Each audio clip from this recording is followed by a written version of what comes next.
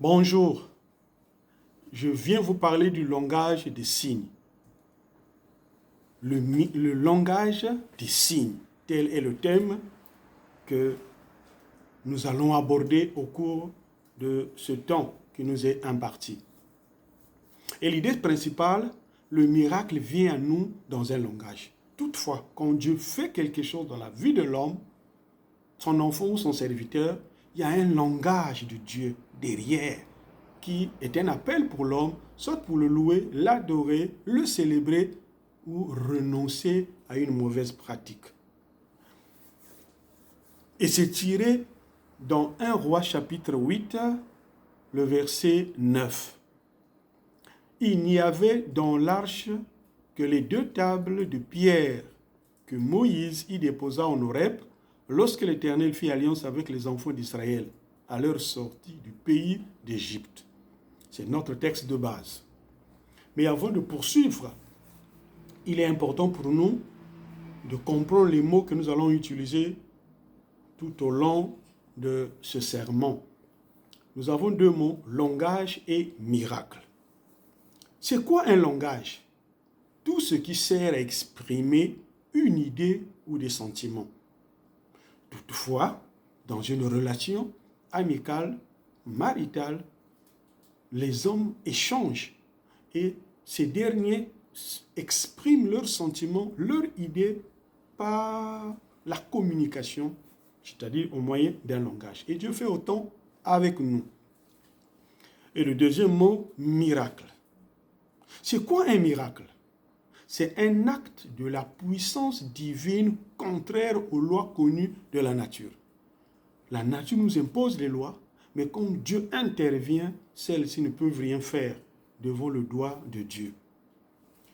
Et revenons au contexte du verset que nous venons de lire. Le jour de la dédicace du temple que Salomon avait bâti en l'honneur de l'Éternel, il fit venir l'arche de l'alliance. Et elle ne contenait que les 2 tables de la loi. Pour les lecteurs de la Bible, en lisant un tel passage, beaucoup de questions surgissent. Entre autres, où était passée la manne qu'Israël avait mangée dans le désert?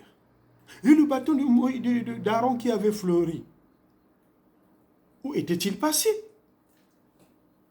Ces symboles n'avaient-ils pas d'importance dans l'avenir de l'histoire d'Israël? Voilà les questions que nous pouvons nous poser. Mais toutes ces questions vont trouver leur réponse au cours de notre prédication. Dieu communique à travers chaque miracle qu'il fait. Il communique. C'est un communicateur. Nous le voyons dans le livre des origines, où chaque soir, il descendait et il communiquait avec l'homme. L'homme qu'il a créé à son image et à sa ressemblance. Si pour toi et moi, nous négligeons cette relation, l'importance, les enjeux d'une relation avec le Créateur, mais lui en tant que Créateur, il y tient parce qu'il sait, il veut communiquer, il aime ça. Et donc, chaque fois que Dieu fait un miracle, il y a son langage derrière. Et pour comprendre son langage, c'est à nous de voir notre vie. Est-ce qu'il y a des choses que Dieu nous interdit? Est-ce qu'il y a des choses que Dieu nous appelle à accomplir pour que nous puissions comprendre exactement le message de Dieu? Et donc, d'un côté, le miracle révèle le caractère de Dieu. Quand le miracle arrive dans une vie, nous sommes ébahis, nous sommes étonnés. On dit, waouh, c'est merveilleux. Pourquoi? Parce qu'aucun homme ne peut faire ce que Dieu fait. Il est l'unique à le faire. Et quand il le fait, il révèle un de ses caractères. Parfois qu'on ne connaît pas bien. S'il est puissant, il doit démontrer sa puissance. S'il est éternel, de par ce qu'il fait, on va comprendre un élément de plus quant à l'éternité de notre Dieu. Ça, c'est d'un côté. Donc, dans le langage que Dieu communique, il révèle son caractère. Maintenant, de l'autre, l'homme qui vit le miracle, il y a un langage de Dieu. Soit un appel à l'adoration, à la louange, aux actions de grâce, mais aussi un appel à la repentance. Lorsqu'on ne marche pas bien devant Dieu, alors Dieu peut faire un miracle pour nous interpeller, pour que nous puissions renoncer à ce que nous sommes en train de faire. Revenons ce jour où Salomon était en train de dédicacer le temple. Donc, s'il faut parler en termes de bordereau ou du manifeste, c'est-à-dire le rapport de l'arche, pour dire dans l'arche, à ce jour, les choses que nous avons trouvées ou que nous venons de trouver, il n'y a que les 2 tables de la loi. Alors que dans le désert, Dieu avait ordonné à Moïse de mettre dans le coffre de l'Alliance la manne que Israël avait mangée tout au long de leur voyage dans le désert, mais aussi le bâton d'Aaron qui avait fleuri. Donc si on consulte le bordereau qu'on a remis à Moïse, à Salomon, autant pour moi, pour lui donner le rapport, l'arche a donné ce jour-là un langage. Est-ce que Salomon avait compris ce langage? Seul Dieu le sait. Est-ce que les sacrificateurs avaient compris le langage? Pourquoi les autres éléments étaient portés disparus? Qui peut répondre à cette question? Mais les Saintes Écritures ont une réponse appropriée. Alors, ayons une pensée rétrospective dans le désert pour que nous puissions nous informer de ce que le coffre contenait bien avant. Et donc nous allons examiner les passages suivants pour en savoir plus sur le sujet, le langage des miracles. Il y a toujours un langage derrière chaque miracle que Dieu fait. Nous sommes dans Exode 20, les 5 premiers versets. Et de ce passage, nous allons parler de la loi. Parce que c'est Dieu qui a donné la loi. Lorsqu'il a donné la loi, quelle était la communication de l'Éternel? Qu'est-ce qu'il attendait? Quelle était l'expression de sa volonté? Et le texte nous dit ceci. Alors l'Éternel prononça toutes ces paroles en disant, « Je suis l'Éternel, ton Dieu, qui t'a fait sortir du pays d'Égypte, de la maison de la servitude. Tu n'auras pas d'autre Dieu devant ma face. Tu ne te prosterneras point devant elle. Et tu ne feras point d'image taillée, ni de représentation quelconque des choses qui sont en haut dans les cieux, qui sont en bas sur la terre, qui sont dans les eaux plus bas que la terre. Tu ne te prosterneras point devant elles, et tu ne les serviras point. Car moi, l'Éternel, ton Dieu, je suis un Dieu jaloux, qui punit l'iniquité des pères sur les enfants jusqu'à la 3e et la 4e génération de ceux qui me haïssent. Dieu donne la loi à Moïse. Et lorsqu'il lui donne la loi à Moïse, il se prononce, il communique, il révèle sa volonté. Il dit, Israël, entre toi et moi, tu n'auras pas un autre Dieu. Tu ne te feras pas de représentation des choses qui sont au ciel.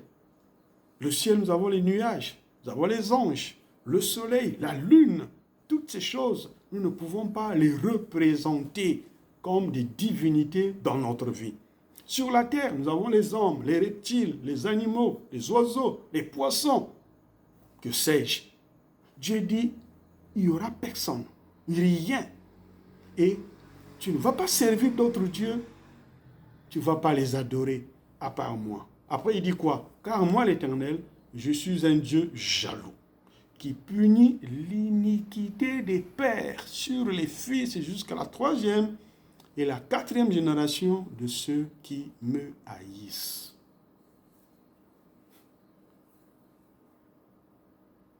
C'est vraiment dur. Est-ce que Dieu est dur? Non. C'est une sévérité qui révèle le caractère dur, le cœur dur de l'homme. C'est pourquoi la mesure est à la dimension du caractère de l'homme. Et donc ici,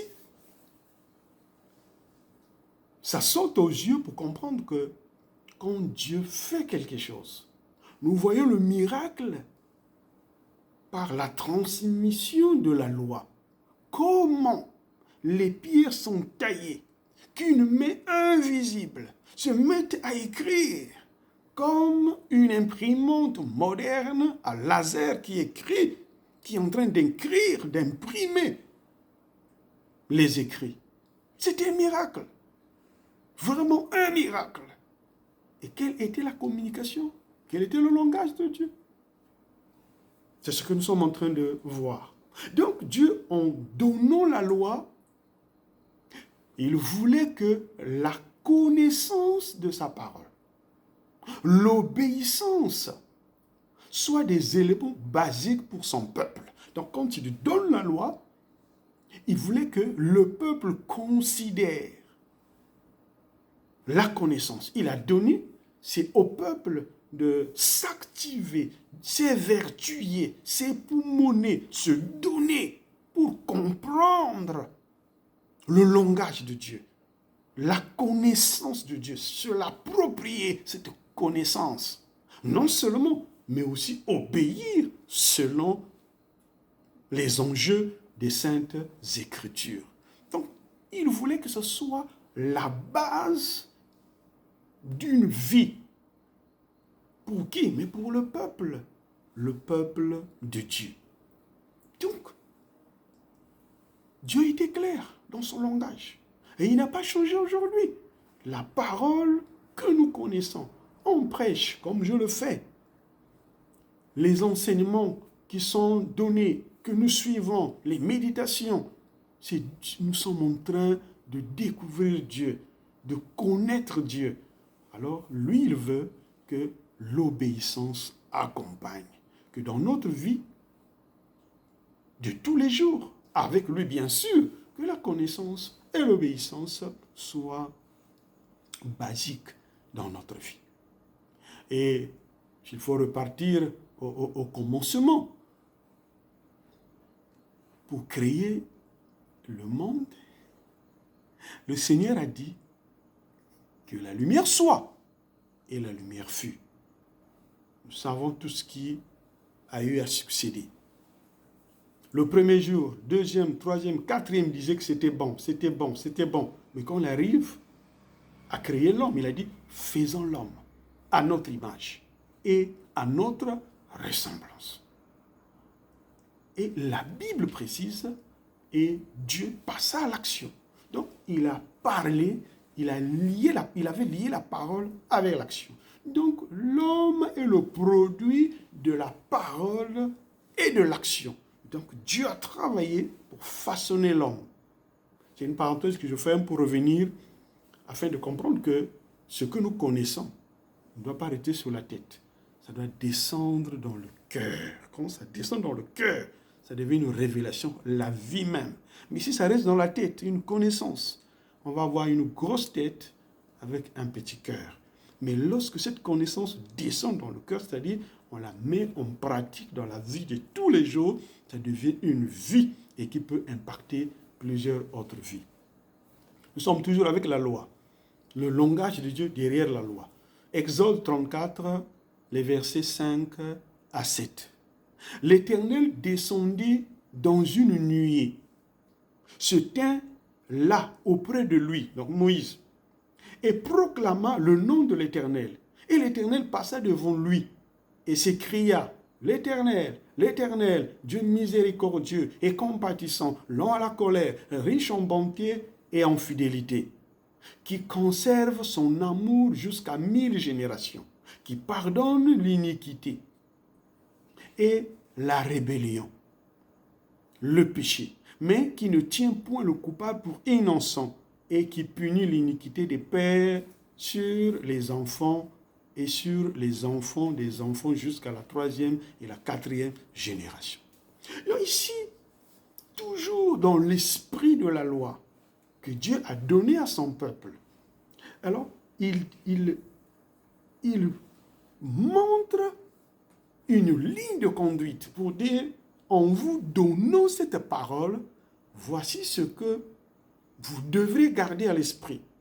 Me concernant moi, l'Éternel des armées. Il dit, en donnant la loi, la parole de Dieu devrait amener dans cette connaissance que le peuple de Dieu comprenne que Dieu, il est miséricordieux.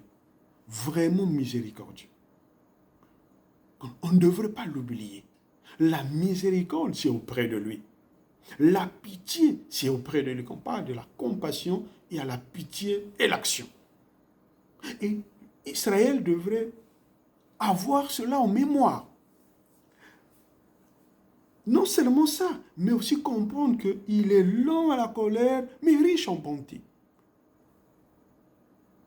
Toutes ces vérités-là nous montrent comment la connaissance de Dieu aide les humains que nous sommes à mieux se comporter, faire une bonne lecture, comprendre le Père céleste et comment marcher avec lui. Et donc, il est riche en bonté. Il est fidèle. Mais ce qui est épatant ici, il dit qui conserve son amour jusqu'à 1000 générations. Donc, l'amour que Dieu a pour nous, ça va jusqu'à 1000 générations. C'est-à-dire, nous ne serons plus sur la terre, mais nos enfants, les enfants de nos enfants, jusqu'à 1000 générations, seront toujours témoins de l'amour fidèle de notre Créateur. Et il continue pour dire qu'il pardonne l'iniquité.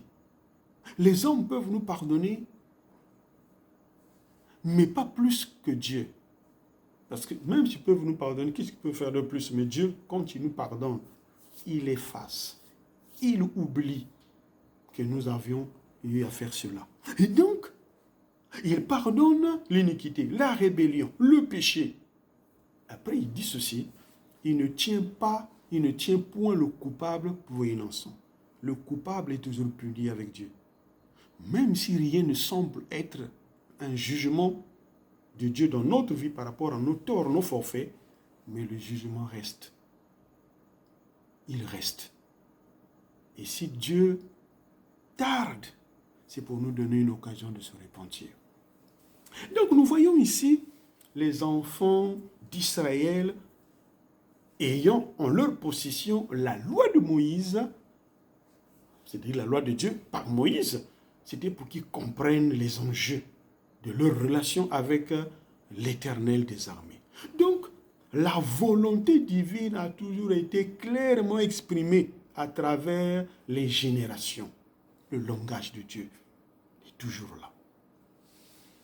Donc là, nous avons vu pourquoi Dieu avait donné la loi.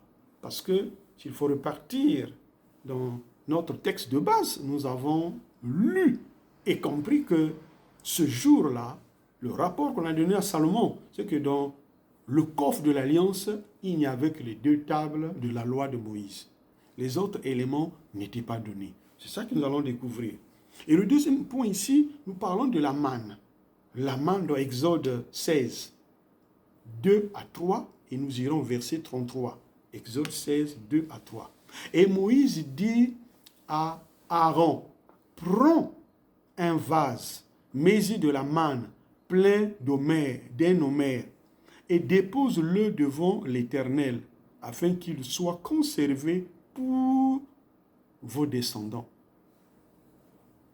Donc, la manne que Israël a mangée dans le désert, Dieu avait voulu que le souvenir soit conservé et que ce souvenir-là soit communiqué, soit traduit, témoigné à leur lignée pour qu'ils se rappellent des merveilles, de la providence, de la bonté de Dieu envers leurs ancêtres.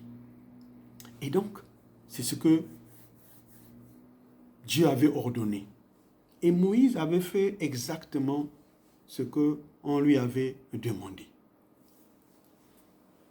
Dans Deutéronome 8, verset 16, il est dit ceci: qui t'a fait manger de la manne, qui t'a fait manger dans le désert la manne inconnue de tes pères, afin de t'humilier et de t'éprouver pour te faire ensuite du bien.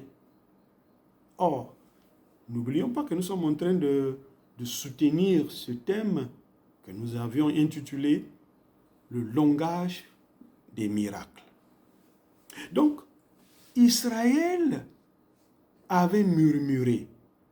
Israël s'était rébellé. Ils ont dit ceci. Comment?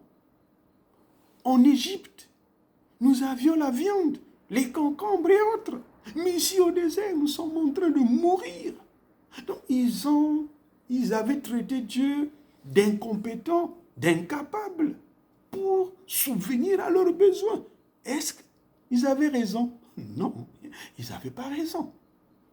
Non, ils n'avaient pas raison. Donc, Dieu donne la manne.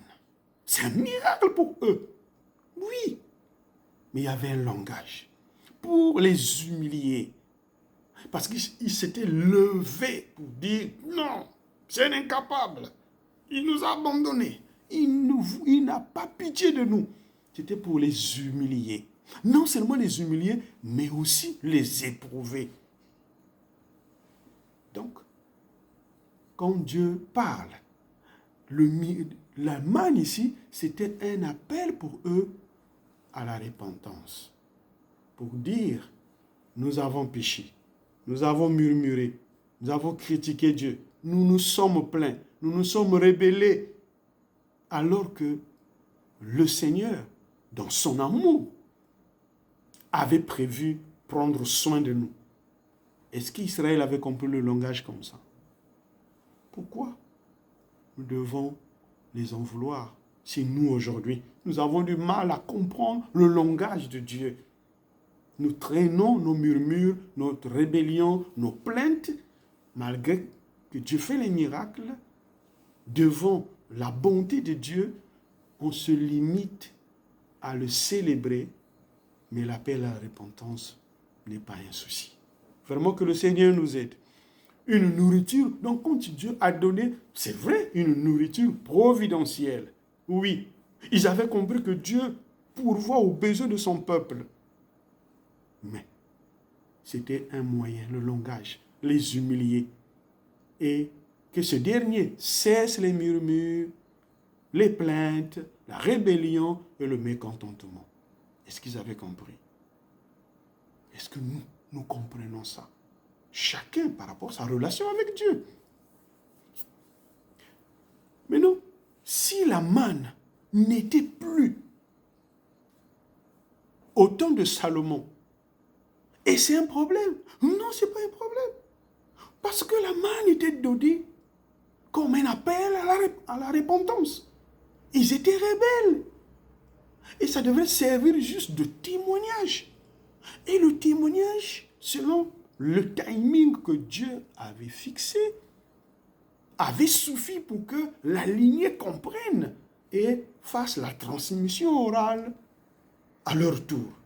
Donc, que ce soit là ou pas, ça importait pour Dieu. Ce qui était essentiel de ces trois éléments, c'était la loi. C'était la loi. Mais les autres, la manne, comme la verse que nous allons voir, c'était juste des symboles que Dieu avait donnés pour appeler Israël à la repentance. La manne comme la verge. Alors, le troisième élément ici, c'est la verge. Dans Nombre 17, le verset 10, il est dit ceci. L'Éternel dit à Moïse, reporte la verge d'Aaron devant le témoignage, pour être conservé comme un signe pour les enfants de rébellion, afin que tu fasses cesser de devant moi leurs murmures et qu'ils ne meurent point. Ce texte, il est vraiment clair. Il est vraiment clair et il soutient carrément notre thème, le langage des miracles. Nous connaissons l'histoire. Il y a eu murmure. Comment seulement Aaron? Tous nous servons le Seigneur. Mais pourquoi Aaron? Dieu a dit à Moïse, convoque les anciens, les chefs des familles, que chaque chef de famille amène le bois et qu'il mette le symbole, le nom ou un signe représentatif de sa famille. Et ces bois-là doivent dormir ensemble et demain, le bois qui va fleurir, ça sera le témoignage de mon choix. Et cela fut fait. Cette verge était le témoignage du choix souverain de Dieu. La verge, un bois sec, fleurir, c'est un miracle. Un miracle. Un scientifique, aussi chevronné soit-il, n'en saura dire grand-chose devant ce miracle. C'est le doigt de Dieu. Et donc ce miracle était incontestable. Miracle d'un côté, preuve de la souveraineté, de l'autorité, de la puissance de Dieu, oui. Dieu a révélé son caractère, ou avait révélé son caractère. Mais de l'autre, pour le peuple d'Israël, pour nous les humains, c'était afin de les appeler à la repentance. Le texte, il est clair. Afin que le peuple cesse ses murmures, sa rébellion, ses plaintes. C'était ça le langage. Bien aimé, chaque fois qu'on vit un miracle, il y a un langage de Dieu. Il y a un langage de Dieu. Et ce langage ne peut pas être autrement que proportionnellement à la vie que tu as. Le grand public, c'est le grand public. L'intimité avec Dieu, c'est l'intimité. Il y a des choses qu'on commet, le grand public ne le connaît pas, mais Dieu ne le tolère pas et tu le sais. Et donc, les miracles qu'il est en train d'accomplir dans ta vie, c'est pour t'amener à la repentance. Et enfin, certains miracles, parfois, peuvent être dans le langage divin des preuves de notre rébellion, comme la manne, comme la verge qui avait fleuri. C'était les preuves de la rébellion d'Israël dans le désert. Alors, faisons-nous une bonne lecture des miracles de Dieu dans nos vies, dans notre ministère, dans notre église, dans notre famille, dans nos relations, dans nos affaires. Chacun peut répondre à cette question-là. Ou nous nous réjouissons seulement de ces miracles, comme pour faire valoir quelque chose de méritoire devant Dieu. Je le mérite, c'est pourquoi Dieu fait. Je suis la bouche autorisée, c'est pourquoi Dieu me bénit. Non, c'est pas ça. Il y a toujours un langage. Est-ce que tu écoutes ce langage-là? Le but de cette prédication, c'est pour que tu sois sensible au langage derrière les miracles. Derrière le miracle. J'ai été très encouragé de vous avoir. Et donc, s'il y a un conseil à te donner, entre dans ta chambre. Parle avec ton Père Céleste. Médite un peu. Réfléchis. C'est juste quelques informations pour ne pas trop prendre du temps ou te prendre du temps, mais pour te pousser à une réflexion. Et je sais que tu vas réfléchir. Que Dieu te bénisse.